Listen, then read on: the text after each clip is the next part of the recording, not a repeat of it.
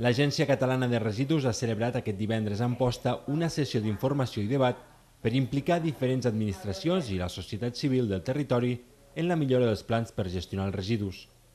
Les propostes dels participants en la sessió d'Amposta i les realitzades en les altres 5 sessions que se celebren a diferents punts del país es pretén que s'incloguin en el nou full de ruta en matèria de prevenció i gestió de residus amb l'horitzó de l'any 2020. El que demanem és la millora de la recollida selectiva, que és el que ens demana Europa i com a país hem de fer per un tema de l'aspecte ambiental, però també d'un aspecte econòmic, que és molt important, no?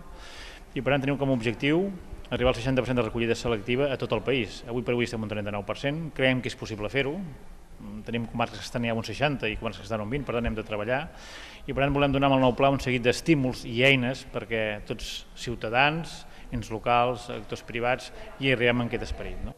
La nova planificació de residus a Catalunya preveu que en els propers 7 anys es redueixi un 15% la generació de deixalles.